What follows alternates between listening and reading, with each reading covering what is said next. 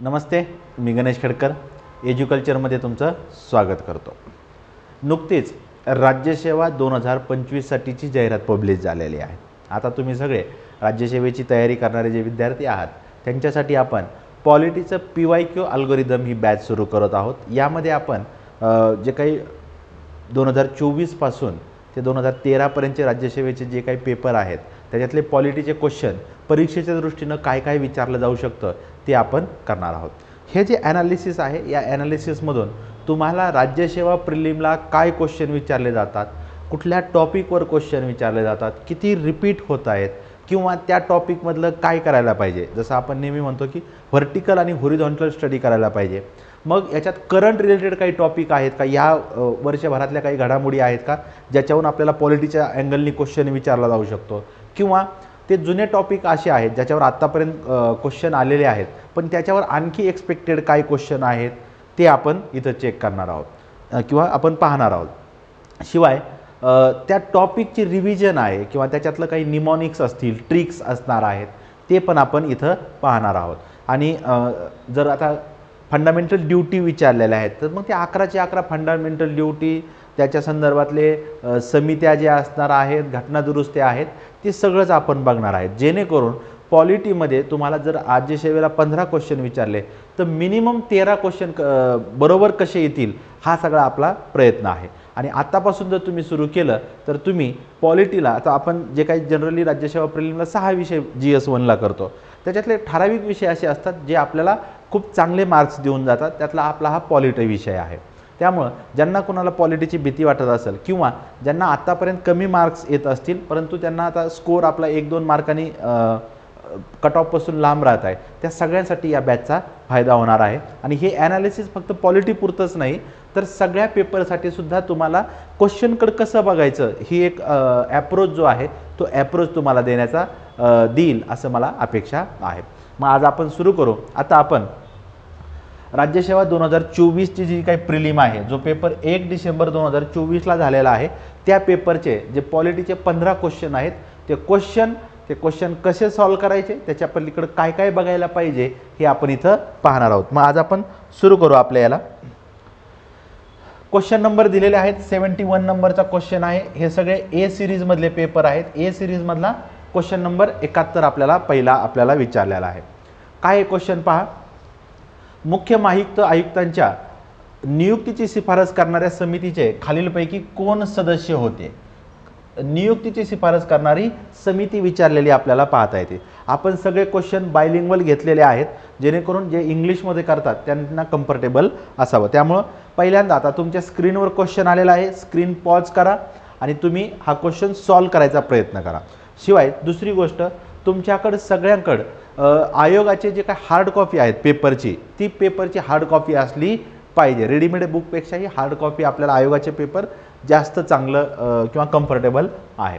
पाहूयात कोण कोण आहेत। तर पंतप्रधान आहेत, लोकसभेचे विरोधी पक्षनेता आहेत, राज्यसभेतले विरोधी पक्षनेता आहेत। डी पर्याय दिला त्यांनी आपल्याला पंतप्रधानाद्वारे नामनिर्देशित केंद्रीय कॅबिनेट मंत्री, आणि ई पर्याय दिलेला आहे लोकसभेचे सभापती। आता सगळे पर्याय जर पाहिले तर सगळ्या पर्यायात एक A नंबर दिलेला आहे, म्हणजे पंतप्रधान आपोआप आलेले आहेत। A नंबरचं काही डाऊट नाही। नंतर B आणि C मध्ये लोकसभेतले विरोधी पक्षनेते आणि राज्यसभेतले विरोधी पक्षनेते लिहिलेले आहे। तर आपल्याला माहिती आहे राज्यसभेतले विरोधी पक्षनेते यांना असं सरकारच्या कुठल्या महत्त्वाच्या समितीमध्ये कधी सहभागी करून घेतलं जात नाही, त्यामुळं माझा C पर्याय येणार नाही। C पर्याय गेला तर माझा पर्याय क्रमांक 3 गेलेला आहे, पर्याय क्रमांक 2 गेलेला आपल्याला पाहता येतो। मग माझ्याकडे सध्या 2 पर्याय राहिलेत, A आणि 1 नंबरचा आणि 4 नंबरचा। ठीक आहे, राज्यसभेतले विरोधी पक्षनेते नाहीत म्हणजे लोकसभेतले विरोधी पक्षनेते आहेत। डी पर्यायामध्ये दिले त्यांनी आपल्याला पंतप्रधानाद्वारे नामनिर्देशित केंद्रीय कॅबिनेट मंत्री। आता हा पर्याय पण बारकाईने वाचलं पाहिजे। कधी कधी इथं पंतप्रधानाच्या ऐवजी राष्ट्रपती हा शब्द टाकतात। ठीक आहे, ज्या ज्या ठिकाणी कॅबिनेट मंत्र्याचं नॉमिनेशन येणार आहे तिथं कायम पंतप्रधानाचं येणार आहे, राष्ट्रपती तसं काही करणार नाहीत। आणि 5वा पर्याय दिलेला आहे लोकसभेतले सभापती। तर लोकसभेतले सभापती याच्यात सहभागी होत नाहीत।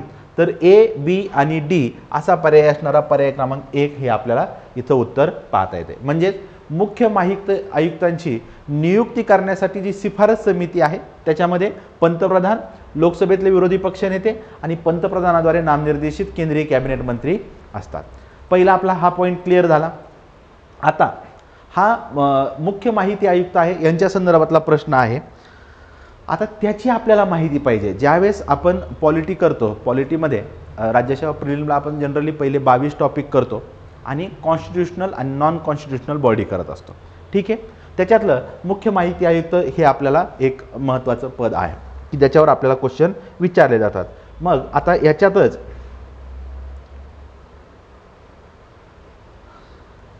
78 नंबरचा क्वेश्चन आहे. हा फक्त मी इथं वाचून दाखवतो. 78 नंबरचा तोच पेपर आहे. त्या पेपरमध्ये पहा, केंद्रीय माहिती आयोगामध्ये एक मुख्य माहिती आयुक्त आणि जास्तीत जास्त किती माहिती आयुक्तांचा समावेश होतो. त्याच क्वेश्चन रिलेटेड आहे. ह्या दोन्ही क्वेश्चनची माहिती आपल्याला एकत्रच आहे. 5 माहिती आयुक्त, 10 माहिती आयुक्त, 6 माहिती आयुक्त, 8 माहिती आयुक्त. ठीक आहे.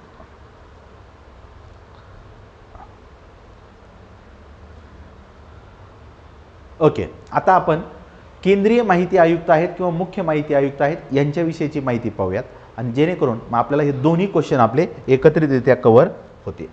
पहा, यांची नियुक्ती कोण करतात? राष्ट्रपती करतात. पहिली गोष्ट राष्ट्रपती. नंतर शिफारस समितीत कोण कोण असते ते आत्ताच आपण पाहिलेलं आहे. शिफारस समिती. यांची रचना कशी असते? एक मुख्य माहिती आयुक्त आणि जास्तीत जास्त 10 माहिती आयुक्त असतात. म्हणजे 78 नंबरच्या क्वेश्चनचं उत्तर सुद्धा आपल्याला इथं येऊन जातं आणि एकाच पेपरमध्ये 2 क्वेश्चन विचारलेले आपल्याला पाहता येतात.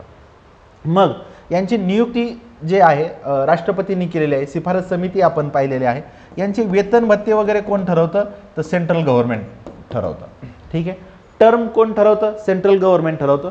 जसं 3 वर्ष आहे ते 3 वर्ष जे आपण म्हणतो ते सेंट्रल गव्हर्नमेंटने आहे ती ठरवलेली आहे. वय किती आहे? तर 65 वर्ष वयापर्यंत ते आपल्या पदावर राहतात. हे आपल्याला पाहता येतात. त्याच्यानंतर यांचे कार्य काय आहेत किंवा यांचे अधिकार जे आहेत त्याच्यामध्ये 2 शब्द कायम लक्षात ठेवायचे. एक, यांना सुमोटो केसेस दाखल करता येतात. सुमोटो म्हणजे स्वतःहून केस एखादी ती दाखल घेऊ शकतात. आणि दुसरं, यांना दिवाणी न्यायालयाचे अधिकार असतात. दिवाणी न्यायालय अधिकार.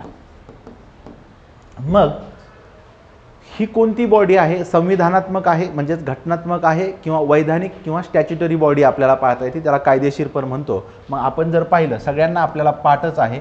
RTIचा ॲक्ट 2005चा आहे. म्हणजे ही कायद्याद्वारे स्थापित झालेलं आपल्याला पाहता येतं. या प्रकारची तेवढी माहिती आपण इथं कव्हर करणं गरजेचं आपल्याला पाहता येतं. मग हा प्रश्न आला की एवढं सगळं कव्हर करणं गरजेचं आहे जेणेकरून याकाच एकदा आपण ती माहिती कव्हर केली की हाही क्वेश्चन आपल्याला इथं सॉल्व्ह होतो. याचं पर्याय क्रमांक 2 हे उत्तर आपल्याला पाहता येतं. एकाच पेपरमध्ये 2 क्वेश्चन विचारलेले आहेत. आता तुम्ही अभ्यास सुरू करत आहात आणि तुम्ही 2024चा पेपर पहिल्यांदा घेतलेला आहे. मग तुमच्याकडे जी काही आयोगाच्या पेपरची हार्ड कॉपी असणार आहे, एका बाजूला तुम्हाला इथं क्वेश्चन दिसणार आहे. मग इथंच तुम्ही चीफ इलेक्शन कमिशनरची जी काही माहिती आहे ती सगळी माहिती इथं लिहून ठेवायची. क्वेश्चन आला की ती माहिती आपल्याला इथं होऊन जाईल. परत तुम्हाला मुख्य माहिती आयुक्तांची माहिती बघायची गरज पडणार नाही किंवा त्याच्यासाठी रेफरन्स बुक बघण्याची गरज पडणार नाही. मग हे राज्याच्या बाबतीत आहे. राज्याचं माहिती आयुक्त आहे. मग त्याची माहिती लगेच करायची का? तर नाही करायची. आपल्याला फक्त मुख्य माहिती आयुक्त संदर्भातलं विचारलेलं आहे. आपण तिथंच राहायचं. ज्यावेळेस राज्य माहिती आयुक्त येईल त्यावेळेस आपण त्याच्या संदर्भातली माहिती पाहणार आहोत किंवा मग आपण रिव्हिजन करताना त्याचं ते कव्हर करणार आहोत. ठीक आहे. त्याच्यानंतर जे मुख्य माहिती आयुक्त आहेत त्यांची पुनर्नेमणूक होत नाही. लक्षात ठेवा, रिअपॉइंटमेंट होत नाही. परंतु जे इतर माहिती आयुक्त आहेत ते मात्र मुख्य माहिती आयुक्त होऊ शकतात. परंतु त्यांच्या पदाचा एकूण कालावधी 5 वर्षापेक्षा जास्त नसणार आहे. ते पण इथं लक्षात ठेवा. ठीक आहे. यांना पदावरून दूर करण्याचा अधिकार सुद्धा सेंट्रल गव्हर्नमेंटलाच आपल्याला पाहता येतो. एवढी सगळी माहिती आपल्याला या प्रश्नाशी रिलेटेड कव्हर करणं गरजेचं आहे. आता हे विरोधी पक्षनेत्याविषयीचं आपण करंट अल्गोरिदममध्ये एक व्हिडिओ केलेला आहे. त्यामध्ये तुम्हाला सर्व विरोधी पक्षनेते, लोकसभा, राज्यसभा, महाराष्ट्राची विधानसभा, विधान परिषद त्याची एकत्रित माहिती तुम्हाला तिथं मिळून जाणार आहे. चलो मग पुढच्या क्वेश्चनकडे जाऊयात. वन लाइनर क्वेश्चन आहेत. क्वेश्चन पेपर बघताना हे पण पाहिलं पाहिजेत की पॉलिटीमध्ये किती वन लाइनर क्वेश्चन विचारतात किंवा आयोग जिथं खूप फॅक्ट्स देतं आहे त्या फॅक्टचे क्वेश्चनचे कुठले पर्याय बरोबर देतं आहे का चुकीचं देतं आहे का हे सुद्धा तुमच्या लक्षात आलं पाहिजे. 72 नंबरचा क्वेश्चन आहे. भारताच्या राज्यघटनेतील कोणत्या कलमात भारताचे नियंत्रक आणि महालेखापरीक्षक या पदाची तरतूद केलेली आहे, ज्याला आपण कॅग असं आपल्या याच्यात म्हणतो. ठीक आहे. 148, 343, 266, 248. आता ज्यांनी अभ्यास केलेला आहे याच्यापूर्वी त्यांना सगळ्यांना उत्तर येईल 148. पण इथं सिमिलर दिलं आहे, 148 दिलं आहे, 248 दिलं आहे. ती पण आपल्याला एक हिंट सांगितली जाते. सिमिलर दिलेले पर्याय आपल्याला इथं निवडायला सोपे जातात. पण 148 आहे तो पर्याय त्यांनी अगोदर दिलेला आहे. मग आता तुम्ही काय केलं पाहिजे, इतर जे पर्याय दिलेले आहेत ते इतर पर्यायाची माहितीसुद्धा करून ठेवणं तुम्हाला गरजेचं आहे. मग 248 मध्ये काय आहेत, उर्वरित अधिकार ज्याला आपण शेष अधिकार पण म्हणतो किंवा इंग्लिशमध्ये रेसिड्युअरी पॉवर म्हणतो, ते आपल्यासाठी महत्त्वाचं आहे. त्याच्यानंतर 266 आहे कॉन्सॉलिडेटेड फंड ऑफ इंडिया, भारताचा संचित निधी संदर्भातलं आपल्याला विचारलेलं जातं. 343 मध्ये काय आहे, लँग्वेज ऑफ युनियन, केंद्राची भाषा, केंद्र सरकारची जी काही भाषा असेल त्याच्या संदर्भातली तरतूद केलेली आहे. 345 मध्ये राज्याची भाषा आहे. आता ज्यावेळेस आपल्याला त्याच्या संदर्भातला प्रश्न येईल त्यावेळेस आपण तिथं ते सगळं कव्हर करू. इथं कॅग रिलेटेड विचारलेलं आहे. मग आता ही कॅग ही आर्टिकलमध्ये तरतूद केलेली आहे, म्हणजे कॅग ही संविधानात्मक किंवा घटनात्मक संस्था आपल्याला पाहता येते. मग कॅगचे आर्टिकल लक्षात ठेवणं गरजेचं आहे. 148 ते आर्टिकल 151 पर्यंतचे आहेत. 151 मध्ये त्यांच्या रिपोर्टची तरतूद केलेली आपल्याला पाहता येते. कॅगची नियुक्ती कोण करतात, तर राष्ट्रपती करतात, लक्षात ठेवणं गरजेचं आहे. परंतु राष्ट्रपतीने त्यांची नेमणूक केलेली आहे, याचा अर्थ ते राष्ट्रपतीच्या मर्जीपर्यंत असतात का पदावर, नाही. प्लेजर ऑफ प्रेसिडेंट इथं येत नाही, याचा अर्थ त्यांना कार्यकाळाची सुरक्षा आहे, लक्षात ठेवा. त्यांना पदावरून दूर करता येतं का, येतं पदावरून दूर करता, परंतु त्यांना पदावरून दूर करणं हे सुप्रीम कोर्टच्या जजला ज्या पद्धतीने दूर केलं जातं त्याच पद्धतीनं दूर करावं लागतं. प्रूव्ह मिसबिहेवियर किंवा इनकॅपॅसिटी जी आहे, सिद्ध गैरवर्तणूक आणि असक्षमता हे कारण आपल्याला पाहता येतात. त्याच्यानंतर त्यांची वेतन आणि भत्ते सुप्रीम कोर्टच्या जजप्रमाणे आहेत, ते भारताच्या संचित निधीवर प्रभारित आपल्याला पाहता येतात. ठीक आहे. कॅगचा आर्टिकल आपण 148 पाहिलेला आहे. डॉक्टर बाबासाहेब आंबेडकरांनी कॅगला भारतीय संविधानातला सर्वात महत्त्वाचा अधिकारी म्हटलेला आहे, हे पण इथं लक्षात ठेवावं लागणार आहे. त्याच्यानंतर जी पब्लिक अकाउंट कमिटी आहे, लोकलेखा समिती, लोकलेखा समितीचा ज्याला मित्वा असं आपण शॉर्टकट निमॉनिक्समध्ये म्हणतो, मित्र तत्वज्ञ वाटाड्या किंवा फ्रेंड फिलॉसॉफर गाईड हे म्हटलं जातं कॅगला, हे पण इथं लक्षात ठेवणं गरजेचं आहे. मग कॅग रिलेटेड जे जे काही विचारलं जाऊ शकतं, आता तुम्ही कॅगचा प्रश्न आलेला आहे ना, मग कॅग रिलेटेड जेवढे जेवढे PYQ आहेत, आपण आता या बॅचच्या माध्यमातून पाहणार आहेत, त्याची सगळ्याची माहिती एकत्रच करून ठेवणं गरजेचं आहे.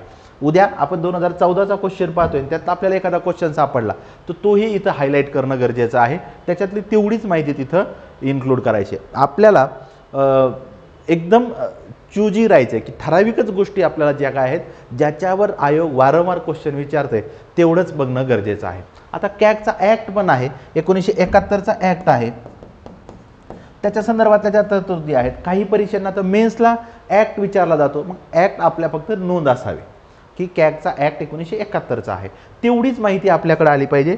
जनरली ही माहिती आपल्याला विचारली जाते, मग ती आपल्याकडे रेडी असली पाहिजे.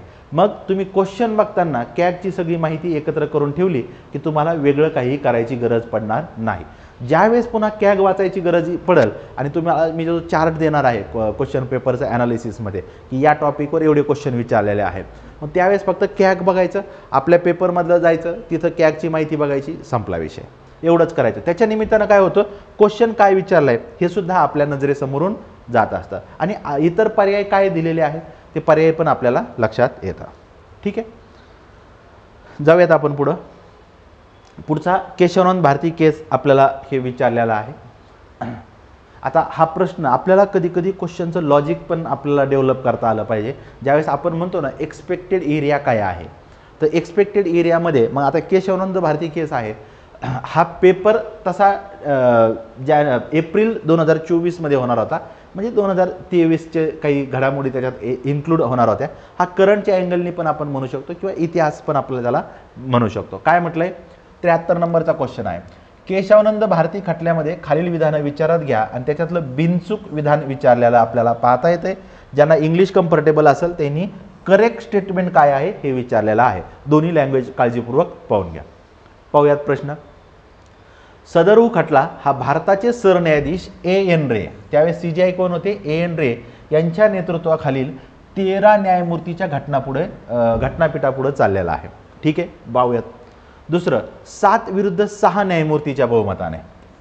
7 विरुद्ध 6 म्हणजे यांची संख्या 13 आहे. वरच्या स्टेटमेंटला आपल्याला सपोर्ट करता येते. ठीक आहे. बहुमताने घटनापीठाने बेसिक स्ट्रक्चरची डॉक्टरीन तयार केलेली आपल्याला पाहता येते. म्हणजे इथून पुढं बेसिक स्ट्रक्चर हे आपल्याला लागू झालेलं पाहता येतं.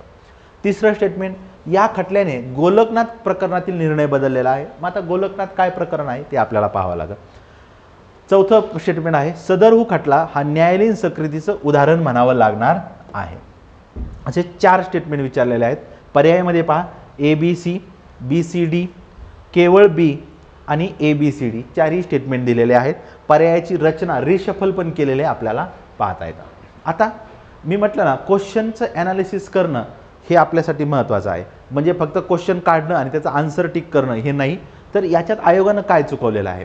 13 न्यायमूर्ती इथं आहेत, इथं 7 विरुद्ध 6 दिलेले आहेत स्टेटमेंट आहे, परंतु त्यांनी CJI चुकवलेले आहेत. तर CJI A.N. रे नव्हते तर सिक्री हे CJI होते त्यावेळेसचे. ठीक आहे, जस्टिस सिक्री हे CJI आहेत. पहिलं स्टेटमेंट आपलं चुकलेलं आहे. 13 न्यायमूर्ती बरोबर आहेत. ठीक आहे, मग A पर्याय गेलेला आहे. A नकोय मला, A नकोय. ठीक आहे, 2 पर्याय गेलेले आहेत. आता 2 आणि 3 नंबरचा पर्याय राहिला त्याच्यात पाहूया. 7 विरुद्ध 6 न्यायमूर्ती आहेत. हे आत्तापर्यंत सर्वाधिक मोठं बेंच मानलं जातं की 13 न्यायमूर्तींनी बसून हा निर्णय दिलेला आपल्याला पाहता येतो. नंतर गोलकनाथ प्रकरणातलं याचं जर उत्तर पाहिलं तर BCD हे स्टेटमेंट बरोबर आहेत. म्हणजे पर्याय क्रमांक 2 हे आपलं उत्तर आहे. A चुकलेलं आहे कारण फक्त सरन्यायाधीश चुकलेले आहेत. 13 न्यायमूर्ती, अर्ध माहिती चुकलेली आहे, अर्धी बरोबर आहे. आता हा क्वेश्चन का आला आपल्याला, केशवानंद भारती वर्सेस केरळ गव्हर्नमेंट. ठीक आहे, ही 1973ची केस आहे आणि फारच प्रिसाईज विचारलं, याची डेटच आपल्याला लक्षात ठेवावं लागते, 24 एप्रिल 1973.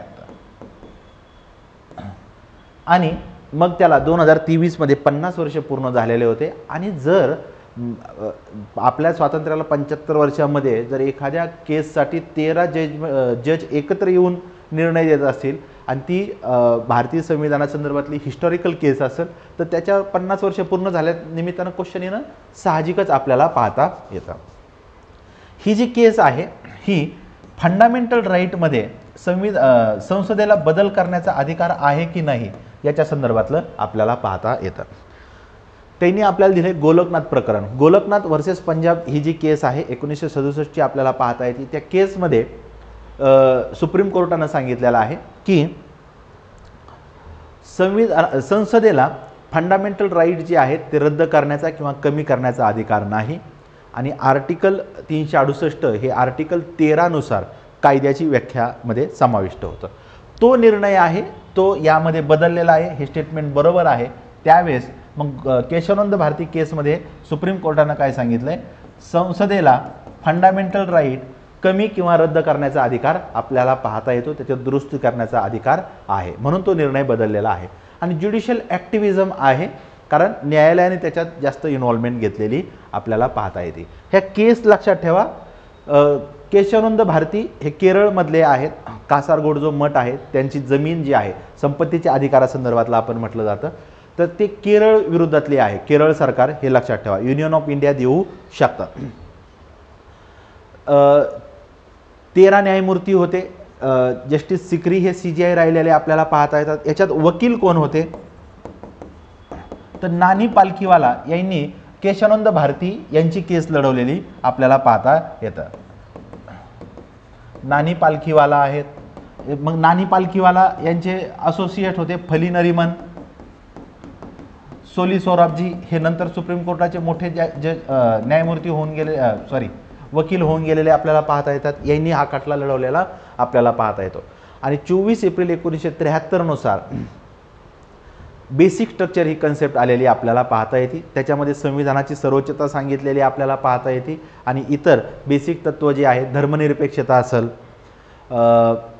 सार्वभौमता असेल, हे सगळे तत्व त्याच्यात इन्क्लूड केलेले आपल्याला पाहता येतात. म्हणजे संसदेला फंडामेंटल राईट रद्द किंवा कमी करता येतील, पण भारतीय संविधानाच्या बेसिक स्ट्रक्चरला हात लावता येणार नाही. जे गाभा घटक आहेत ते रद्द करता येणार नाहीत आणि तिथून पुढं बेसिक स्ट्रक्चर आपल्याला हे सुरू झालेलं पाहता येतं. या केसमध्ये 11 वेगवेगळे निर्णय आलेले आपल्याला पाहता येतात. 13 न्यायमूर्ती होते आणि जस्टिस सिक्री जे आहेत 24 एप्रिलला निकाल लागला आणि 25 एप्रिल 1973ला ते रिटायर झालेले आपल्याला पाहता येतात. तेही इथं आपल्याला आहे. त्या करंटच्या रिलेटेड आपल्याला ते क्वेश्चन विचारलेला आहे. मग केशवानंद भारती केस संदर्भातलं एवढं सगळं आपण बघणं गरजेचं आहे. शिवाय या जजमेंटनं 24वी घटनादुरुस्ती जी आहे, 24व्या घटनादुरुस्तीला सुद्धा मान्यता दिलेली आपल्याला पाहता येते. हे सगळं लक्षात ठेवणं आपल्याला आवश्यक आहे. ठीक आहे.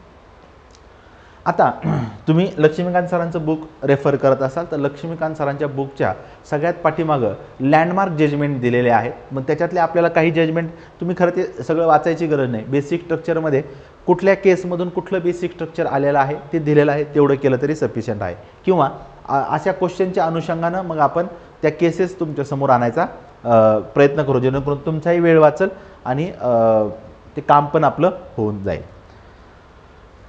पुढच्या क्वेश्चनकडे जाऊयात. आकस्मिक निधी संदर्भातला आहे. क्वेश्चन नंबर 74 आपल्याला पाहता येतो. भारताचा आकस्मिक निधी खालीलपैकी कोणाच्या अधिकाराखाली ठेवण्यात आलेला आपल्याला पाहता येतो. कंटिजेन्सी फंड आपण त्याला म्हणतो इंग्लिशमध्ये.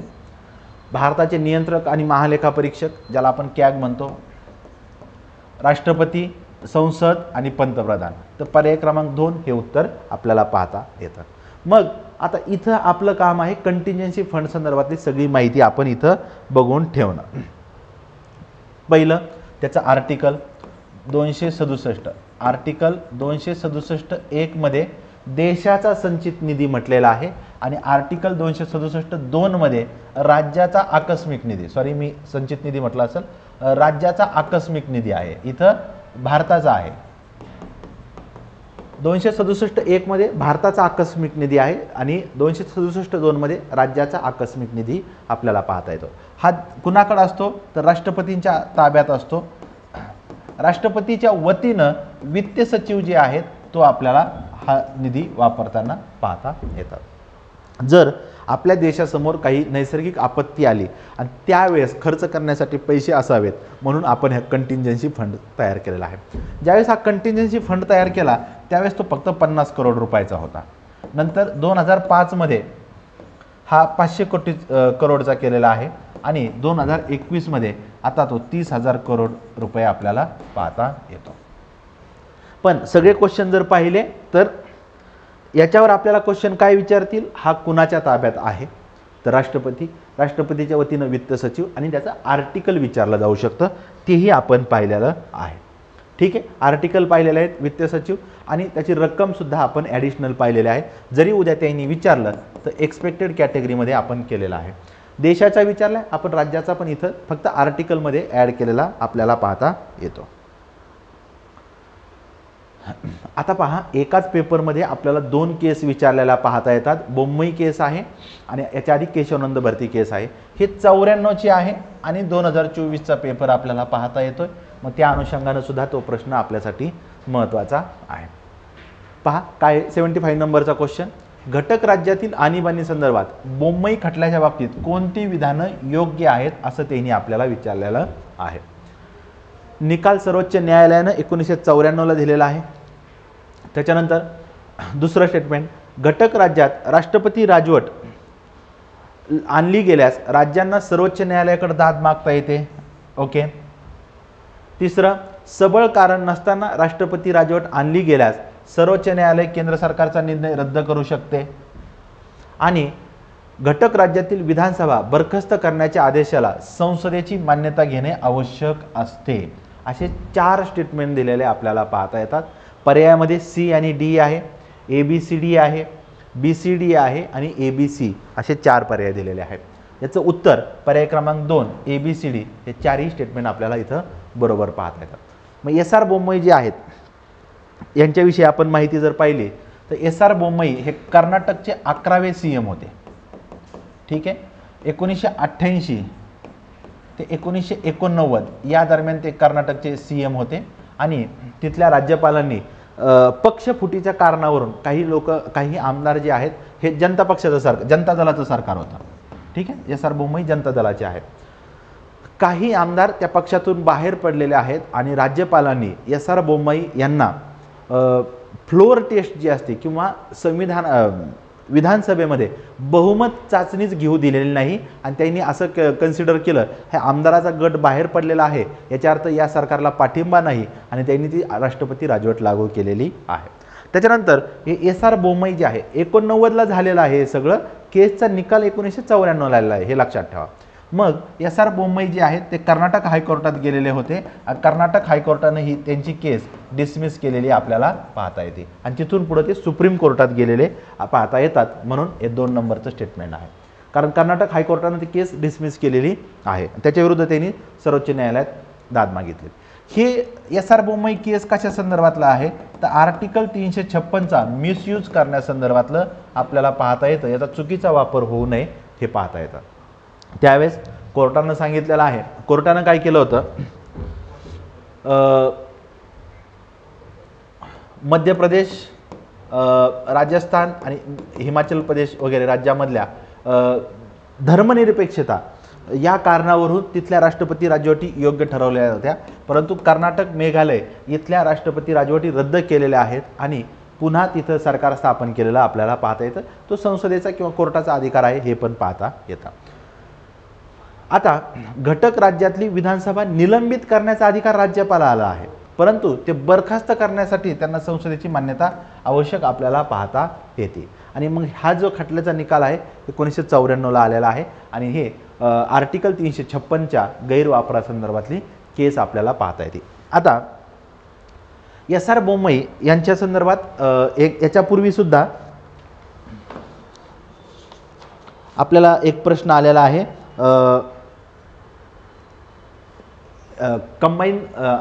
कंबाईनला 2 प्रश्न आलेले आहेत. एका प्रश्नामध्ये SR बोम्मई केसमध्ये कुठल्या जजींनी काय म्हटलंय हे सुद्धा 4 स्टेटमेंट दिलेले आहेत आणि एका कंबाईनच्या पेपरमध्ये 2022चा जो PSIचा पेपर आहे त्याच्यामध्ये त्यांनी आपल्याला एक वेगळं विचारलेलं आहे की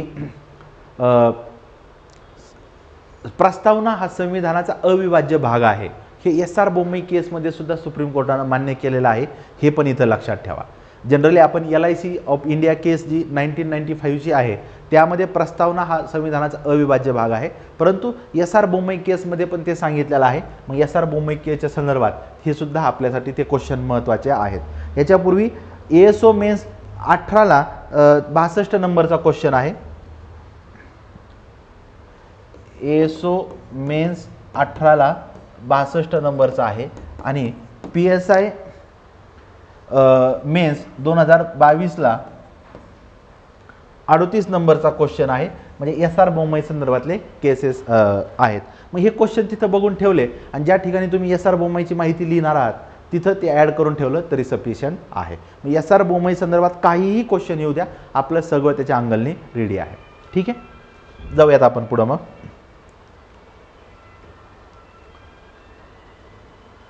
ओके 76 नंबरचा क्वेश्चन आहे. अयोग्य जोडी ओळखा असं विचारलेलं आहे आपल्याला.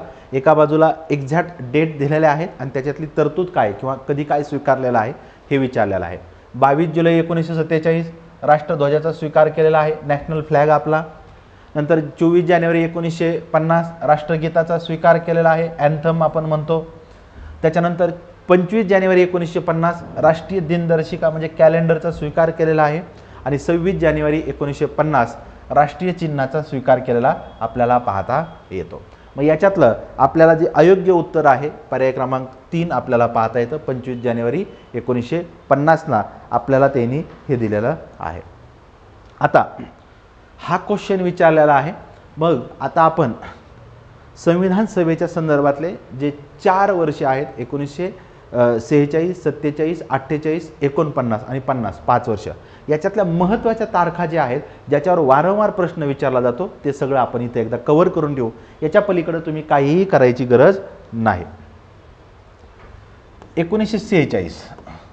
1946 मधल्या 3 तारखा महत्त्वाच्या आहेत. 9 डिसेंबर, 11 डिसेंबर आणि 13 डिसेंबर. 9 डिसेंबरला संविधान सभेची पहिली बैठक झालेली आहे. ठीक आहे. 11 डिसेंबरला डॉक्टर राजेंद्र प्रसाद यांचं संविधान सभेचे कायमस्वरूपी अध्यक्ष म्हणून बिनविरोध निवड झालेली आहे. आणि 13 डिसेंबरला पंडित जवाहरलाल नेहरू यांनी ऑब्जेक्टिव्ह रिझोल्युशन मांडलेलं आहे. ठीक आहे. म्हणजे 1946 मधल्या या 3 तारखावर वारंवार प्रश्न विचारले जातात. इथून पुढे पण विचारले जाणार आहेत. हे करून ठेवणं गरजेचं आहे. 1947 मधल्या तारखा आहेत. 22 जानेवारी आपल्याला पाहता येते. 28 एप्रिल आहे. 22 जानेवारी, 28 एप्रिल, 3 जून आहे. त्याच्यानंतर 22 जुलै आहे. नंतर 29 ऑगस्ट आहे आणि 17 नोव्हेंबर आहे. एवढ्या तारखा आपल्यासाठी त्यातल्या महत्त्वाच्या आहेत. ठीक आहे. 22 जानेवारीला 13 डिसेंबर 1946ला जे ऑब्जेक्टिव्ह रिझोल्युशन सादर केलेलं आहे ते 22 जानेवारी 1947ला एकमतानं स्वीकारण्यात आलेलं आहे. म्हणून 22 जानेवारी महत्त्वाची आहे. 28 एप्रिलला 6 राज्यांनी भारत या देशात सहभागी झालेले आहेत. त्यामध्ये 6 राज्याचे नाव आहे का? बडोदा, बिकानेर, जयपूर, उदयपूर, पटियाला, रेवा हे 6 संस्थानं भारतामध्ये सहभागी झालेले आहेत. 3 जूनला माउंटबॅटन प्लॅन आलेला आपल्याला पाहता येतो. 22 जुलै तर इथं आपल्याला प्रश्नातच विचारलेले आहे. राष्ट्रीय ध्वजाचा स्वीकार केलेला आपल्याला पाहता येतो. म्हणजे भारत स्वतंत्र होण्यापूर्वी 15 ऑगस्ट 1947 पूर्वीच आपण नॅशनल फ्लॅग स्वीकारलेला आहे. 29 ऑगस्ट खूप महत्त्वाची तारीख आहे. ड्राफ्टिंग कमिटी किंवा मसुदा समितीची स्थापना झालेली पाहता येते. आणि 17 नोव्हेंबरला प्रोव्हिन्शियल पार्लमेंटची पहिली मीटिंग झालेली आपल्याला पाहता येते. एवढ्या सगळ्या डेट महत्त्वाच्या आहेत. त्याच्यानंतर 1948 मधले 4 नोव्हेंबर ही डेट महत्त्वाची आहे. 4 नोव्हेंबरला संविधान सभेचा फायनल ड्राफ्ट सादर केलेला आपल्याला पाहता येतो. नंतर 1949 आहे. 1949 मधलं मे 1949 महत्त्वाची आहे. आणि 26 नोव्हेंबर मे 1949 मध्ये भारतानं राष्ट्रकुल सदस्यत्वाला मान्यता दिलेली आहे. स्वीकार करण्यात आलेलं आहे. तसं मान्यता दिली 1949ला, स्वीकारलं 1947लाच होतं. राष्ट्रकुल देश म्हणजे ज्या देशावर ब्रिटिशांचं राज्य होतं या सगळ्या लोकांची संघटना म्हणजे राष्ट्रकुल संघटना. ठीक आहे. आणि 26 नोव्हेंबरला आपल्या संविधानाचा स्वीकार केलेला आपल्याला पाहता येतो. ठीक आहे. आणि आता 1949 राहिलेला आहे. 1949 त्यातले एक तारीख खूप महत्त्वाची आहे. 24 जानेवारी. 24 जानेवारीला 4 गोष्टी झालेल्या आहेत. एक नॅशनल अँथम म्हणजेच जनगण मन नॅशनल सॉन्ग याचा स्वीकार केलेला आपल्याला पाहता येतो. त्याच्यानंतर डॉक्टर राजेंद्र प्रसाद यांची पहिले राष्ट्रपती म्हणून निवड झालेली आपल्याला पाहता येते. नंतर संविधान सभेचं फायनल सेशन झालेलं आहे. आणि पहिली घटना दुरुस्तीसुद्धा त्याच तारखेला केलेली आपल्याला पाहता येते. अशा 24 जानेवारीच्या 5 घटना महत्त्वाच्या आहेत. त्यातल्या 4 इथं लिहिलेल्या आहेत. आणि 26 जानेवारी तिथं तुम्हाला डेट माहीतच आहे, आपल्या संविधानाची अंमलबजावणी सुरू झालेली आहे. अशा प्रकारे 1946 मधल्या 3, 1947 मधल्या 6 डेट आपल्यासाठी महत्त्वाच्या आहेत. 1948 मधली 1 डेट आहे आणि 1949 मधल्या 2, 1950 मधल्या 2 तारखा. याच्या व्यतिरिक्त तुम्हाला काहीही प्रश्न विचारले जाणार नाहीत. जरी विचारले तरी याच्यातून तुम्हाला कव्हर होणार आपल्याला पाहता येतात. आणि इथं आपल्याला 25 जानेवारीचं राष्ट्रीय दिनदर्शिकेचं 26 जानेवारीला राष्ट्रीय चिन्हाचं जे आहे त्याचा स्वीकार केलेला ते पण दिलेलं आपल्याला पाहता येतं. मग एवढ्या सगळ्या डेट महत्त्वाच्या आहेत. हे आपण करून ठेवणं गरजेचं आहे. मग आपण आपल्या बॅचमध्ये काय करतो की याचं बॅकग्राऊंड काय आहे, एक्सपेक्टेड काय आहे, हा पूर्ण टॉपिक, ह्या डेटचा सगळा टॉपिकच आपण कव्हर केलेला आहे. संविधान सभेतल्या महत्त्वाच्या तारखा आपण इथं कव्हर केलेल्या पाहता येतात. 77 नंबरचा क्वेश्चन आहे तो पाहूयात. काही घटनादुरुस्ती विचारलेल्या आहेत आणि त्या घटनादुरुस्तीतल्या तरतुदी विचारलेल्या आहेत. घटनादुरुस्ती संदर्भात खालील विधानाची सत्यता तपासा आणि योग्य पर्याय निवडा असं सांगितलेलं आपल्याला पाहता येतं. करेक्ट ऑप्शन निवडा.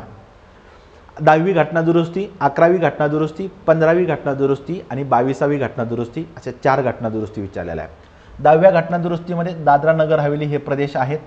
11व्या घटनादुरुस्तीमध्ये दीव दमण आणि गोवा आहे. 15व्या घटनादुरुस्तीमध्ये केंद्रशासित प्रदेशाच्या विधिमंडळाची स्थापना दिलेला आहे आणि 22व्या घटनादुरुस्तीमध्ये मेघालयची निर्मिती याच्याविषयी बोललेला आहे. आता आपण काही महत्त्वाच्या घटनादुरुस्ती आहेत त्या पाहून घेऊ. 10वी, 11वी, 12वी, 13वी, 14वी, 15वी आणि 22वी. आपल्याला 22वी विचारली, बरोबर. 10वी घटनादुरुस्ती आहे. 10, 12, 14 ह्या तुलनेनं लक्षात ठेवायला सोपे आहेत. ह्या वेगळ्या पहा. 10 मध्ये दादरा नगर हवेलीचा भारतात समावेश झालेला आहे. ठीक आहे. महाराष्ट्राच्या वरती दादरा नगर हवेली आहे आणि हे नॉर्थ टू साऊथ या सिक्वेन्सनं लक्षात ठेवा. North to south. 11 आपण नंतर पाहू. 12 मध्ये दीव दमण आणि गोव्याचा समावेश झालेला आहे. गोवा महाराष्ट्राच्या नंतर आहे आणि दादरा नगर हवेली वर आहे म्हणून 10 अगोदर दादरा नगर हवेली संदर्भात. 12 गोवा पण आहे, त्याच्यात दीव दमण आहे, यांचा भारतात समावेश झालेला आपल्याला पाहता येतो. आणि 14 मध्ये पुदुचेरीचा भारतात समावेश झालेला आपल्याला पाहता येतो. मग तुम्हाला ह्या 3 घटनादुरुस्ती विचारल्या जातात. 10, 12, 14. दादरा नगर हवेली, दीव दमण आणि गोवा आणि पुदुचेरी. आता मग दादरा नगर हवेली बरोबर आहे. ए पर्याय माझा बरोबर असणारा मला निवडावा लागणार आहे. म्हणजे माझे 2 पर्याय गेलेले आहेत. 11वी घटनादुरुस्ती दीव दमण आणि गोवा बघितलेला आहे, परंतु दीव दमण आणि गोव्यामध्ये मी कुठली घटनादुरुस्ती पाहिली, 12वी पाहिलेली आपल्याला पाहता येते. म्हणून बी पर्याय माझा चुकीचा आहे. बीतला पर्याय इथं गेलेला आहे, इथं गेलेला आपल्याला पाहता येतोय. मग दीव दमण आणि गोव्या संदर्भातली 12वी घटनादुरुस्ती आहे. मग 11व्या घटनादुरुस्तीत काय लिहिलेलं आहे ते आपण पाहू.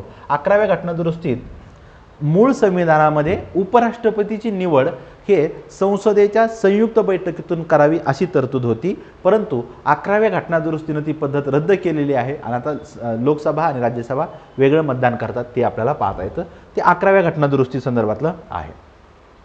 15व्या घटनादुरुस्ती संदर्भातलं आपल्याला पाहता येतं की केंद्रशासित विधिमंडळाची जी रचना आहे त्याच्याविषयीचं चुकीचं आहे. मग 22व्या घटनादुरुस्ती हे मेघालय राज्याची निर्मिती केलेली आहे. डी स्टेटमेंट बरोबर आहे म्हणून ए आणि डी हे माझं उत्तर आपल्याला पाहता येतं. 15व्या घटनादुरुस्तीमध्ये हायकोर्टच्या जजचं वय जे आहे, रिटायरमेंटचं वय जे आहे ते 60 वरून 62 केलेलं आपल्याला पाहता येतं. हायकोर्ट जजचं रिटायरमेंटचं वय 60 वरून 62 केलेलं आपल्याला पाहता येतं. आणि 22व्या घटनादुरुस्तीमध्ये फारच प्रिसाईज जर वाचलं तर 22व्या घटनादुरुस्तीनुसार मेघालयला स्वायत्त राज्य दर्जा दिलेला आपल्याला पाहता येतो आसामच्या अंतर्गत. पण मेघालय राज्याची निर्मिती 1972ला झालेली आहे. म्हणजे टेक्निकली तसं हे स्टेटमेंट चुकीचं द्यायला पाहिजे होतं, परंतु आपल्याला मोस्ट ॲप्रोप्रिएट विचारलेलं आहे म्हणून ए आणि डी हे आपल्याला इथं निवडता येतं. या पद्धतीचं त्यांनी आपल्याला क्वेश्चन विचारलेले आहेत. मग 13वी घटनादुरुस्ती नागालँड राज्याच्या निर्मिती संदर्भातली आहे. म्हणजे 10 ते 15 आपण सलग पाहिलेले आहेत आणि 22वी घटनादुरुस्ती मेघालय संदर्भातल्या आहेत. मग ह्या सगळ्या घटनादुरुस्ती आत्तापर्यंत आयोगानं जे तुम्हाला घटनादुरुस्ती आणि कलम विचारलेले आहेत ते सर्व घटनादुरुस्ती आणि कलम याचा एक चार्ट आहे, तो मी तुम्हाला शेअर करेल जेणेकरून तुम्हाला हे सगळं तिथं एकत्रितपणे अभ्यास करताना उपयोगाचं पडेल. ठीक आहे. 77चा आपण आन्सर पाहिलेला आहे. ओके. 78 नंबरचा क्वेश्चन आहे. केंद्रीय माहिती आयोगामध्ये एक मुख्य माहिती आयुक्त आणि जास्तीत जास्त किती माहिती आयुक्तांचा समावेश होतो? 5, 10, 6, 8. हा प्रश्न आपण 71 नंबरच्या क्वेश्चन सोबतच डिस्कस केलेला आहे. त्याचं उत्तर पर्याय क्रमांक 2 आहे. एकत्रित माहिती आहे, ते वेगळं सांगण्यासारखं काही नाही त्याच्यात. ओके. आता नागरिकत्व हा असा टॉपिक आहे जनरली याच्यावर फार कमी क्वेश्चन आपल्याला विचारले जातात, परंतु महत्त्वाचा आहे म्हणून हा टॉपिक आपण हॉरिझॉन्टल करणार आहोत। याच्या संदर्भात काय काय विचारलं जाऊ शकतं ते सगळं एकत्रितपणे कव्हर करायचा आपण इथं प्रयत्न करणार आहोत। याच्या पलीकडे नागरिकत्वा संदर्भातलं राज्यसेवा प्रिलिमला काही करण्यासारखं नाही। प्रत्येक परीक्षेनुसार टॉपिक आपले चेंज होतात आणि त्याच्यानुसार मग काय होतं की आपल्याला ते बघत पाठीमागं जे काय टॉपिक आहेत ते बघताना सुद्धा तसाच अप्रोच ठेवावा लागतो। 79 नंबरचा क्वेश्चन आहे, भारताच्या नागरिकत्वाविषयी योग्य विधानं कोणती आहेत हे विचारलेलं आहे, करेक्ट स्टेटमेंट विचारलेलं पहा।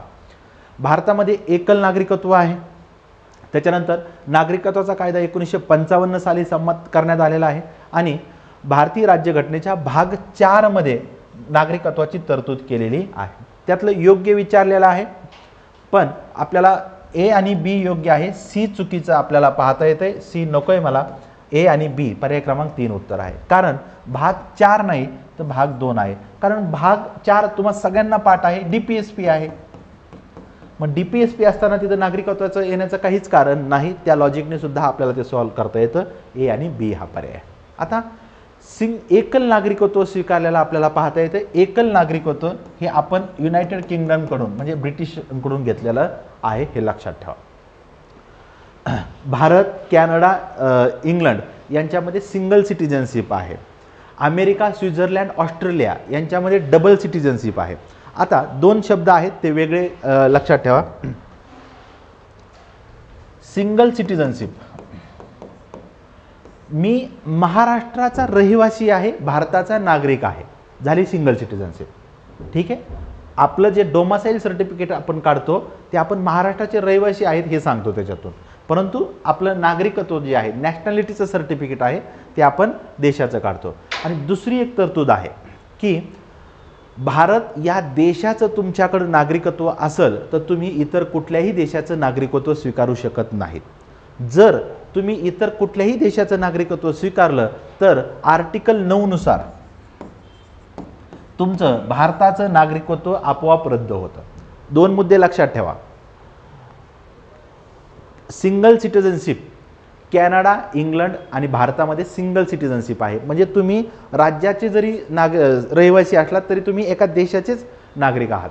आणि दुसरं की तुम्ही एका वेळी एकाच देशाचे, भारताच्या बाबतीत तुम्ही फक्त भारताचेच नागरिक राहणार आहेत, अमेरिकेचे नागरिक होऊ शकत नाहीत।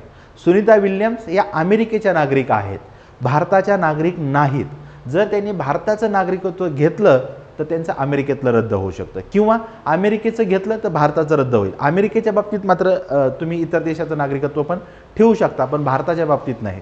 कॅनडाच्या बाबतीत काय आहे, तुम्ही कॅनडाचे नागरिक असू शकता आणि भारताचे नागरिक असू शकता, त्यांना प्रॉब्लेम नाही, ठीक आहे। इंग्लंडच्या बाबतीत तुम्ही इंग्लंडचे नागरिक असू शकता आणि अमेरिकेचे नागरिक किंवा इतर कुठल्याही देशाचे नागरिक असू शकता, भारताच्या बाबतीत ती तरतूद नाही, ठीक आहे। हा पहिला मुद्दा इथं क्लिअर करून ठेवा। त्याच्यानंतर नागरिकत्वाचा कायदा 1955 आहे आणि भाग 4 नाही तर 2 आहे, मग त्याच्यातले आर्टिकल 5 ते 11 हे पार्ट 2 मधले आपल्याला पाहता येतात, ठीक आहे। या प्रकारचं आपल्याला तिथं पाहता येतं। त्याच्यानंतर एकदा आपल्याला राज्यसेवा प्रिलिम 2014ला प्रश्न विचारलेला आहे, नागरिकत्व भारतात 5 प्रकारचं नागरिकत्व स्वीकारता येतं। एक जन्मानं, आता आपल्याला भारतातलं कुठलंही घटनात्मक पद भूषवायचं असेल तर तुम्हाला भारताचं नागरिक असणं गरजेचं आहे, तिथं कुठंही जन्मानं म्हटलेलं नाही। अमेरिकेच्या बाबतीत मात्र ती तरतूद आहे, अमेरिकेमध्ये तुमचा जन्म अमेरिकेत झाला असेल तरच तुम्ही अमेरिकेचे राष्ट्रपती होऊ शकता, आपल्याकडे तशी तरतूद नाही। आपल्याकडे जन्म झालेला असू द्या किंवा तुम्ही नागरिकत्व स्वीकारलेलं असू द्या तरी तुम्ही भारताचे महत्त्वाचे पद भूषवू शकता। जन्मानं आहे, वंशानं आहे, भारताचं नागरिकत्व घेता येतं, त्याच्यानंतर रजिस्ट्रेशन करून घेता येतं, त्याच्यानंतर नॅचरलायझेशन पद्धतीनं भारताचं नागरिक होता येतं। आणि 5वा मुद्दा आहे, एखादा प्रदेश भारतानं जिंकून घेतला किंवा भारतात समाविष्ट केला तर त्या भागातले नागरिक सुद्धा, रहिवासी सुद्धा भारताचे नागरिक होणार आहेत। असं 5 प्रकारचं भारताचं नागरिकत्व स्वीकारता येतं। याच्यावर आपल्याला प्रिलिम 2014ला क्वेश्चन विचारलेला आहे, त्या क्वेश्चनच्या वेळेस पण आपण तिथं डिस्कस करू, परंतु सिटिझनशिप संदर्भातले एवढे सगळे मुद्दे तुम्हाला महत्त्वाचे आहेत, ठीक आहे। आता इथं पार्ट विचारलेला आहे, मग जे पार्ट आहेत ते पार्ट आणि त्याच्यातले आर्टिकल ते मी तुमचे एका ठिकाणी कव्हर करून घेईल। त्याच्यानंतर कोणत्या देशाकडून आपण काय घेतलं याच्यावर आपल्याला क्वेश्चन विचारला जातो. शेड्यूलवर क्वेश्चन विचारला जातो, ते शेड्यूलसुद्धा मी करून घेणार आहे. किंवा लिस्ट जे आहेत, कोणत्या लिस्टवर क्वेश्चन विचारले जातात, जास्त करून कॉन्करंट लिस्टवर विचारले जातात. आणि राज्यसूची आणि संघसूचीमधलं काय विचारलं जातं तेही मी तुम्हाला या बॅचच्या माध्यमातून त्यावेळी सांगाल. चलो पुढे जाऊयात. 80 नंबरचा क्वेश्चन आहे, प्लेन क्वेश्चन आहेत. काही क्वेश्चन 4 स्टेटमेंट दिलेत, काही वन लाईनर क्वेश्चन आहेत, ते पण आपल्याला लक्षात येतं. राज्यघटनेतील कोणती कलमे देशातील निवडणूक व्यवस्थेची तरतूद करतात हे सांगितलेलं आहे. इलेक्शन कमिशन संदर्भातलं आहे. 124 ते 28, 324 ते 329, 256 ते 259 आणि 274 ते 279. तर 324 ते 329 हे इलेक्शन कमिशन संदर्भातले आहेत. पार्ट 15 आपल्याला पाहता येतो. त्यातले 2 आर्टिकल महत्त्वाचे आहेत ज्याच्यावर आपल्याला प्रश्न विचारला जातो. 325 आणि 326. 325 मध्ये काय आहे, मतदार यादी आहे, तुमचे आमचे नावं जे आहेत मतदार यादीमध्ये. आणि 326 मध्ये प्रौढ मताधिकार जे आहे त्याच्याविषयीची तरतूद केलेली आहे. ठीक आहे. 124 ते 28 सुप्रीम कोर्टासंदर्भातला आपल्याला पाहता येते. 256 ते 279 जे हे जे आर्टिकल आहे 256 ते 279 हे केंद्र राज्य संदर्भातले आहेत. एकामध्ये प्रशासकीय संबंध आहेत, एकामध्ये आर्थिक संबंध आपल्याला दिलेले आहेत. केंद्र राज्य संदर्भातले जे आहेत त्याच्या संदर्भातल्या ह्या तरतुदी पाहता येतात. मग पार्ट आणि पार्टमध्ये कुठले आर्टिकल आहेत हे एकदा आपण पाठ करून ठेवलं की आपल्याला असे पर्याय इलिमिनेट करायला सोपे जातात. 324 ते 329 एकदा पार्ट लक्षात आले ना, तुमच्या लक्षात येईल की या पार्टमध्ये कुठून कुठपर्यंतचे आर्टिकल आहेत, म्हणजे बाकीचे पर्याय तुम्ही सहज इलिमिनेट करू शकता. ठीक आहे. आता इथं फक्त निवडणूक आयोगाच्या आर्टिकल विचारलेला आहे, मग आपण तेवढंच बघितलं, पार्ट ॲड केलेला आहे. पण निवडणूक आयोगाची समिती काय आहे, त्याच्यातले फ्लॉ काय आहेत, या संदर्भातलं आपण मग त्यावेळेस ज्यावेळेस निवडणूक आयोगाचा प्रश्न येईल त्यावेळेस आपण तिथं डिटेल बोलणार आहोत. 81 नंबरचा आहे धर्मनिरपेक्षता. या प्रकारचा क्वेश्चन आहे ना, ग्रुप बी, ग्रुप सी, राज्यसेवा प्रिलिम, ग्रुप बी प्रिलिम या सगळ्या परीक्षेला धर्मनिरपेक्षता ही कन्सेप्ट विचारली जाते. 5 स्टेटमेंट दिलेत पण क्वेश्चन खूप सोपा आहे. पहा, भारतीय राज्यघटना धर्मनिरपेक्ष राज्य स्थापित करते म्हणजे काय करते. इंग्लिशमध्ये सेक्युलर स्टेट जे आहे ते आपल्याला लक्षात ठेवा. बोंबई केसमध्ये सुद्धा पण सांगितलेलं आहे सेक्युलरिझम हे भारताचं बेसिक स्ट्रक्चर आहे. पहिलं स्टेटमेंट काय दिलंय पहा, राज्य रोजगाराच्या बाबतीत धर्माच्या आधारावर भेदभाव करतं. मग हे जर आहे का, तर धर्माच्या आधारावर भेदभाव करता येत नाही.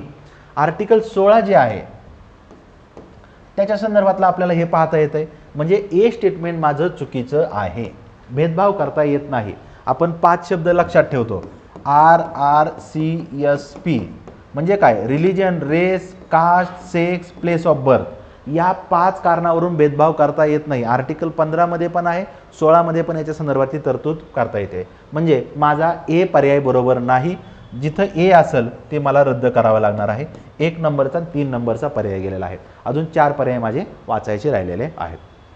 पुढचं, राज्याने कोणत्याही विशिष्ट धर्माला अग्रक्रमाने वागणूक देण्याचं टाळलेलं आहे. बरोबर आहे. भारताचं जे सरकार आहे त्या सगळ्या सरकारला सगळे धर्म समानच आहेत, काही विशिष्ट धर्म नाही. दिवाळीची सुट्टी दिली जाते, नाताळाची सुट्टी दिली जाते, ईदची सुट्टी दिली जाते, पारसी लोकांच्या सणाला सुट्टी दिली जाते, जैन लोकांच्या सणाला सुट्टी दिली जाते, बौद्ध लोकांच्या सणाला सुट्टी दिली जाते. सगळेच सण सरकार आनंदाने साजरं करते आणि सगळ्या धर्माला समान वागणूक देण्याचा प्रयत्न आहे. म्हणजे बी स्टेटमेंट माझं बरोबर आहे. राज्य सर्व धर्मांना समान समजतं, हा धर्मनिरपेक्षतेचा अर्थच आहे. फक्त भारत आणि युरोपियन देशामधला एक फरक आहे. आपल्याकडे सर्व धर्म समभाव ही संकल्पना आहे, परंतु युरोपियन देशामध्ये राज्यानं धर्मच ॲक्सेप्ट केलेला नाही, आपल्याला पाहता येतं. परंतु आपल्याकडे धर्म आहे, तुम्ही गुण्यागोविंदानं राहा, तुम्हाला तुमचा धर्म पालन करणं, त्याचा प्रचार प्रसार करण्याचं स्वातंत्र्य आर्टिकल 25 ते 28 मध्ये दिलेलं आपल्याला पाहता येतं. मग सी स्टेटमेंट बरोबर आहे, बी स्टेटमेंट बरोबर आहे. बी आणि सी असणारे मला एक पर्याय सापडलेला आहे. आता डी मध्ये काय म्हटलंय, सर्व जनतेला श्रद्धा आणि पूजा करण्याचं स्वातंत्र्य आहे. बरोबर आहे. म्हणून माझं उत्तर मला आलेलं आहे BCD. आता ई स्टेटमेंट राहिलंय आपलं. ई मध्ये काय म्हटलंय, कोणत्याही अपवादाशिवाय शैक्षणिक संस्था धार्मिक शिक्षण देण्यास स्वतंत्र आहेत. लोकशाही देश जिथं असतो ना, लोकशाही देशामध्ये कुठलाही नियम ब्लँकेट नसतो, म्हणजे एक नियम सब घोडे 12 असं काही नसतं. त्याच्यामुळं काहीतरी अपवाद असणारच आहे. मग लोकशाहीचा अर्थ काय आहे? केंद्र सरकार जे काही म्हणतंय किंवा सरकार जे म्हणतंय ते ऐकायचं. तर मग लोकशाहीचं काय आहे? तर काही सन्माननीय अपवाद कायम असतात. त्यामुळं ई स्टेटमेंट चुकीचं आपल्याला पाहता येतं. मग ह्या ई स्टेटमेंट संदर्भात आता यांनी स्पेसिफिक विचारलं आहे आपल्याला शैक्षणिक संस्था संदर्भातला. हा जो मुद्दा आहे तो आर्टिकल 28 मधला आहे. ठीक आहे. आर्टिकल 25 ते 28 हे मूलभूत हक्कामधलं धार्मिक स्वातंत्र्यासंदर्भातले आहेत. त्यातलं 28 नंबरचं आर्टिकल आहे शैक्षणिक संस्थांमध्ये जे काही धार्मिक गोष्टीला प्रतिबंध केलेला आहे किंवा परवानगी देण्यासंदर्भातलं आहे. 4 प्रकारच्या शिक्षण संस्था असतात. एक पूर्णपणे सरकारची आहे, ज्याप्रमाणे आपण जिल्हा परिषदेची नगरपालिकेची शाळा म्हणतो, यामध्ये धार्मिक शिक्षण देता येत नाही. ठीक आहे, सरकारच्या मध्ये. त्याच्यानंतर ट्रस्ट अंतर्गत स्थापन झालेले आपल्याला पाहता येतात किंवा सरकारची मदत वगैरे मिळत आहेत, या अशा संस्था आहेत. त्याच्यानंतर ज्या काही मायनॉरिटीच्या वगैरे संस्था आहेत, मग यामध्ये काही ठिकाणी देता येतं आणि काही ठिकाणी त्यांच्या ऐच्छिक अधिकार आहेत. त्यांना वाटलं तर देऊ शकतात, नाही वाटलं तर देणार नाहीत. पण सरकारच्या संस्थेमध्ये तुम्हाला धार्मिक शिक्षण देता येत नाही. याचं आर्टिकल ई संदर्भातलं आर्टिकल 28 आपल्याला लक्षात ठेवणं गरजेचं आहे.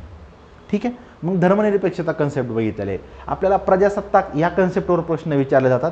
तो ज्यावेळेस मुद्दा येईल त्यावेळेस आपण रिपब्लिक, प्रजासत्ताक, गणराज्य याच्याविषयी त्या ठिकाणी पाहूयात. पुढचा क्वेश्चन 82 नंबरचा आहे. प्लेन क्वेश्चन आहे. घटना दुरुस्ती विचारलेली आहे, परंतु दिल्लीला राष्ट्रीय राजधानी क्षेत्र म्हटलेलं आपल्याला पाहता येतं.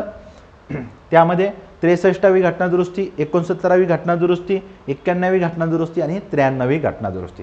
तर 91वी घटना दुरुस्ती ही दिल्ली संदर्भातली दिलेली पाहता येते. त्याचं आर्टिकल सुद्धा आपल्याला विचारलं जातं 239 AA, हे दिल्ली संदर्भातलं आहे. 91वी घटना दुरुस्ती आपण 2 ठिकाणी पाहतो. आर्टिकल 164 मध्ये म्हणजे मुख्यमंत्री आणि राज्य मंत्रिमंडळाची संख्या विधानसभेच्या एकूण सदस्य संख्येच्या 15% जास्त नसणार आहे. ती आपण 91 घटना दुरुस्ती पाहतो. आता दिल्ली संदर्भात जर पाहिलं तर दिल्ली, नवी दिल्ली आणि NCR असे 3 शब्द आहेत. भारताची राजधानी नवी दिल्ली आहे हे लक्षात ठेवा. दिल्लीमधला एक जिल्हा म्हणजे नवी दिल्ली आहे, लक्षात ठेवा.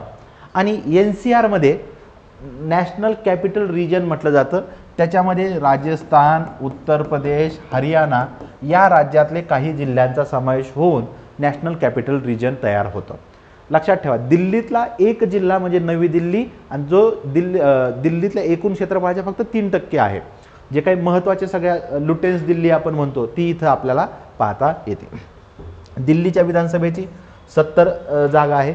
दिल्ली संदर्भात दिल्लीच्या नवीन मुख्यमंत्री, महिला मुख्यमंत्री रेखा गुप्ता आहेत.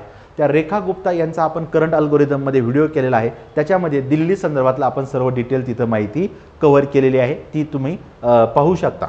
ठीक आहे. 69वी घटना दुरुस्ती आहे हे लक्षात ठेवा. आता 83 नंबरचा क्वेश्चन आहे. थोडासा अवघड क्वेश्चन आहे, फारच त्यांनी फॅक्च्युअल विचारलेला आहे, परंतु तो कसा सॉल्व करता येतं तो आपण पाहूयात. 83 नंबरचा क्वेश्चन आहे. बरोबर काय आहे विचारलंय, पहिल्या लोकसभेच्या संदर्भातलं आपल्याला विचारलेलं आहे.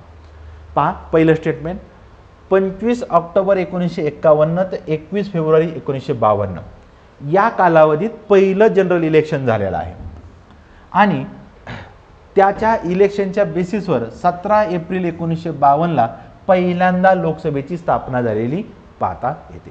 एकाच स्टेटमेंटमध्ये 3 आकडे अतिशय डिटेल विचारलेले आहेत. मी म्हणतो ना, क्वेश्चन पेपरचं ॲनालिसिस करायचं म्हणजे काय, तर ज्या ठिकाणी आयोग खूप फॅक्च्युअल डेटा देतं ती स्टेटमेंट बरोबर असतं का चूक असतं याचंही आपल्याला इथं बघता येतं. नंतर पहिल्या लोकसभेचं अधिवेशन जे आहे 13 मेला झालेलं आपल्याला पाहता येतं, 13 मे 1952ला.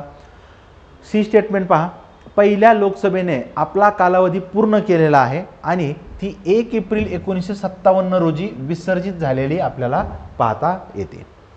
त्याच्यानंतर डी स्टेटमेंट जे आहे, GV मावळणकर हे पहिल्या लोकसभेचे उपसभापती होते. आता पहिल्या 3 स्टेटमेंटमध्ये खूप डेटा दिलेला आहे. मला शुअर नाही, मी माझी अभ्यास करताना हे काही पाहिलेलं नाही, पण मला लोकसभेचे पहिले सभापती मला नक्कीच माहिती असतात. मग लोकसभेचे पहिले सभापती जे आहेत जी व्ही मावळणकर आपल्याला पाहता येतात आणि त्यांनी आपल्याला उपसभापती म्हटलेलं आहे.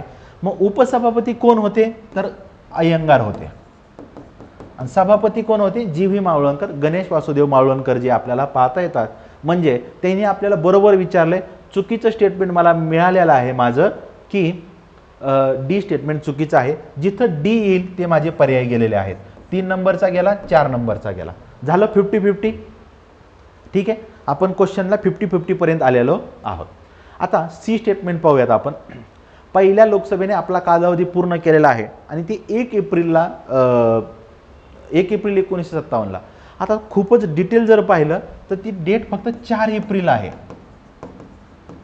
आता 1 एप्रिल देण्यामागचं कारण काय आहे? जे काही आपण आर्थिक वर्ष आहे 31 मार्च ते 1 एप्रिल म्हणतो, त्या अर्थानं ती स्टेटमेंट जर तुम्ही काळजीपूर्वक, आता त्याला थोडंसं तुमचा इतर अभ्यास बी कारणीभूत ठरणार आहे.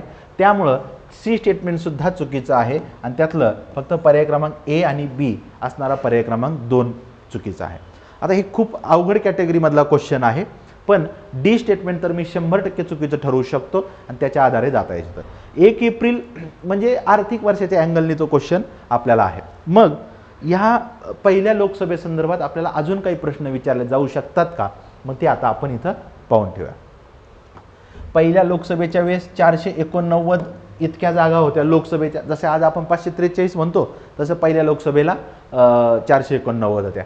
SC STला 72 + 26 इतक्या जागा होत्या. SCला 72, STला 26 जागा आपल्याला पाहता येतात. त्याच्यानंतर 45.60% जे आत्तापर्यंत लोएस्ट मतदान त्यावेळेस झालेलं आपल्याला पाहता येतं. 22 महिला निवडून आलेल्या आहेत. ठीक आहे, पहिल्या लोकसभेमध्ये 22 महिला आहेत. त्याच्यानंतर 14 नॅशनल पार्टी होत्या.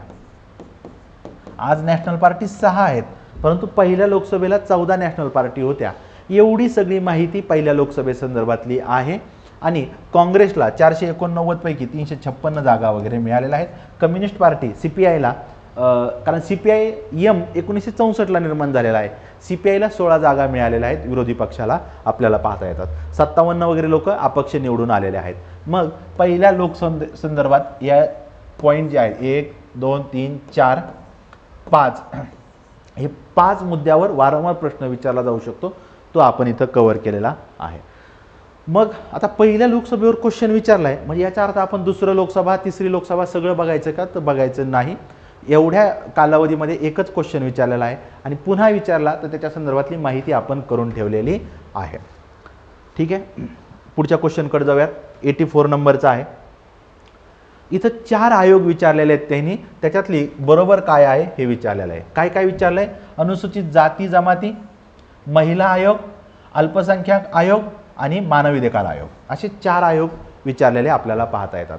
ज्यावेळेस आपण हे 4ही संस्थांमध्ये कॉन्स्टिट्यूशनल कुठली बॉडी आहे, नॉन कॉन्स्टिट्यूशनल कुठली आहे हे आपल्याला पाहायचं आहे. पुन्हा इथं त्यांनी खूप फॅक्च्युअल डेटा विचारलेला आहे. मग त्यातले कुठले स्टेटमेंट बरोबर आहेत ते आता आपण पाहूया. पहिलं स्टेटमेंट, भारतीय राज्यघटनेच्या कलम 339 नुसार अनुसूचित जाती आणि जमातीसाठी राष्ट्रीय आयोगाची स्थापना केलेली आहे. आता कलम जर तुम्हाला माहीत असतील तर ज्यांना पाठ आहेत त्यांनी बरोबर पहिला पर्याय चुकीचा देतील, कारण 338 मध्ये याच्या संदर्भातली तरतूद आपल्याला पाहता येते. माझा पहिला पर्याय गेलेला आहे. ए जिथं कुठं असेल ते मी इलिमिनेट केलेलं आहे. महिला आयोग, महिला आयोग 1990चा आपल्याला पाहता येतो आणि 1992ला ते स्थापन झालेलं पाहता येतं. नंतर अल्पसंख्याकांचा आयोगाचा कायदा 1992चा आहे. आणि डी स्टेटमेंटमध्ये पहा, 27 डिसेंबर 1993ला राष्ट्रीय मानवाधिकार आयोगासंदर्भातला अध्यादेश ऑर्डिनन्स काढलेला आपल्याला पाहता येतो. मग आपण काय करतो, आयोगाने एवढं डिटेल दिलं याचा अर्थ हे स्टेटमेंट बरोबर आहे हा आपण विचार करायला जातो आणि डी बरोबर देऊ शकतो. परंतु 27 डिसेंबर नाही तर ते 28 सप्टेंबर 1993 आहे. या दिवशी ऑर्डिनन्स आलेला आहे आणि 12 ऑक्टोबर 1993ला नॅशनल ह्युमन राईट कमिशनची स्थापना झालेली आपल्याला पाहता येते. म्हणजे ए आणि डी स्टेटमेंट चुकीचं आहे माझं आणि बी आणि सी असा असणारा पर्याय क्रमांक 4 माझा बरोबर आहे. आता हे 4ही आयोग जे आहेत त्या 4ही आयोगाविषयी आपण डिटेलमध्ये ज्यावेळेस NHRCचं येईल त्यावेळेस NHRC विषयी बोलू. SC/ST कमिशनविषयी पण बोलू. याच्यामध्ये अजून आपल्याला एक ॲड करायचं आहे, NCBC national commission for backward class 102वी घटनादुरुस्ती 2018 आहे. मग त्या वेळेस तिथं हे करू. आता आपण चारही आयोग एकत्र करायला गेलो तर आपलं कन्फ्युजन वाढू शकतं आणि कारण आपल्याला माहिती जास्त जमा करून ठेवायची नाही. पर्यायाचं उत्तर आपल्याला आलेलं आहे, पण लक्षात ठेवा जिथं फॅक्च्युअल देतं आहे तिथं थोडंसं डाऊटफुल राहायचं. आर्टिकल तर आपल्याला महत्त्वाचे पार्टच पाहिजेत, मी त्याची तुम्हाला लिस्ट देईलच. आणि आजच्या पेपरमधला शेवटचा क्वेश्चन आहे, प्लेन क्वेश्चन विचारलेला आहे 85 नंबरचा. कोणते कलम उच्च न्यायालयांना मूलभूत अधिकारांच्या अंमलबजावणीसाठी निर्देश हा शब्द वापरलेला आपल्याला पाहता येतो. इंग्लिशमध्ये वाचलं तर ते रिट्स इश्यू करण्याचं आपल्याला पाहता येतो. 226, 135, 143, 133 असे आपल्याला विचारलेले आहेत. सुप्रीम कोर्टासंदर्भात आर्टिकल 32 आहे, हायकोर्टासंदर्भात आर्टिकल 226 आहे. ठीक आहे. मग मागच्या एका प्रश्नामध्ये आपण 124 ते 147 जे आहेत हे सुप्रीम कोर्टाचे आर्टिकल पाहिलेले आहेत. मग 135, 143, 133 हे सुप्रीम कोर्टाचे आर्टिकल आहेत. मी तिथं क्लिअर होतात. 143 तर प्लेनच आहे. 143 मध्ये राष्ट्रपतीचा सुप्रीम कोर्टाला जो सल्लागारी अधिकार क्षेत्र आहे त्याच्याविषयीची तरतूद आपल्याला केलेली आहे. आता इथं फक्त आर्टिकल विचारले, मग आपण हायकोर्ट पण करणं अपेक्षित नाही, पण ज्या ठिकाणी आर्टिकल 32 वर क्वेश्चन विचारला जाईल तिथं मी पूर्ण रीट्स आणि त्यावेळेस 32 आर्टिकल, त्यात सुप्रीम कोर्टाचे अधिकार, हायकोर्टाचे अधिकार आणि त्यातले कलम जे आहेत आणि ते 5ही रीट्स त्या तिथं डिटेल कव्हर करत. अशा प्रकारे 1 डिसेंबर 2024 रोजी जो राज्यसेवेचा प्रिलिमचा पेपर झालेला आहे त्याच्यातले आपण पॉलिटीचे 15 क्वेश्चन पाहिलेले आहेत. त्या क्वेश्चनच्या अनुषंगानं काय करणं अपेक्षित आहे हे सगळं आपण इथं डिटेल डिस्कस केलेलं आहे. तुम्हाला या बॅचमध्ये एक तर सर्व क्वेश्चन पाहायला मिळतील, त्या क्वेश्चन रिलेटेड टॉपिक कव्हर केलेला पाहायला मिळेल, एक्सपेक्टेड एरिया सांगितला जाईल, त्याच्यानंतर करंटमध्ये पॉलिटीच्या अँगलनी काय प्रश्न विचारले जाऊ शकतात हे पण सांगितलं जाईल आणि काही निमॉनिक्स ट्रिक्स पण सांगितल्या जातील, जेणेकरून तुम्हाला पॉलिटीमध्ये जास्तीत जास्त मार्क्स आता जे 1 फेब्रुवारी 2025ला जी कंबाईन बीची पूर्वपरीक्षा झाली त्यातल्या बऱ्याचशा मुलांना पॉलिटीला आउट ऑफ मार्क्स पडलेले आहेत, तेही आपल्याला पॉसिबल करता येतं. त्याच्यासाठी एक ठराविक डायरेक्शन असणं गरजेचं आहे आणि जे काही एवढं सगळं आपल्याला पुस्तकं दिलेले आहेत त्यातलं काय नेमकेपणाने वाचायचं आणि कशाची वारंवार रिव्हिजन करायची याच्यासाठी तुम्हाला ही बॅच नक्कीच फायद्याची राहणार आहे. तुम्हाला ही सगळी बॅच आपल्याला एज्युकल्चरच्या आपल्या ॲपवर उपलब्ध आहे आणि याच्या संदर्भातली डिटेल माहिती एज्युकल्चरच्या टेलिग्राम चॅनलवर तुम्हाला मिळून जाईल. याची PDF जरी पाहिजे असेल ह्या ॲनालिसिसची तरीसुद्धा आमचे कॉन्टॅक्ट नंबर इथं दिलेले आहेत तुम्हाला, त्या कॉन्टॅक्ट नंबरवर तुम्ही आम्हाला कॉल करू शकता आणि त्याच्या संदर्भात आपण तिथं हे करू शकता. कॉन्टॅक्ट नंबर माझा नंबर देऊन ठेवतो 89 83 43 43 81. या नंबरवर तुम्ही आम्हाला व्हॉट्सॲप किंवा टेलिग्राम करा आणि पॉलिटी संदर्भात किंवा करंट संदर्भात काही माहिती पाहिजे असेल तरी तुम्ही ते तिथं विचारू शकता. चालेल. मग आज आपण आपल्या या पेपरच्या डिस्कशनमध्ये इथं थांबूया. पुढच्या वेळेस पुन्हा नवीन पेपर घेऊन आपण 2023चा पेपर आहे, 2023च्या पेपरमध्ये काय विचारलेलं आहे, नवीन टॉपिक कव्हर झालेला आहे का हे सगळं पाहणार आहोत. आज आपण इथं थांबूयात. थँक्यू.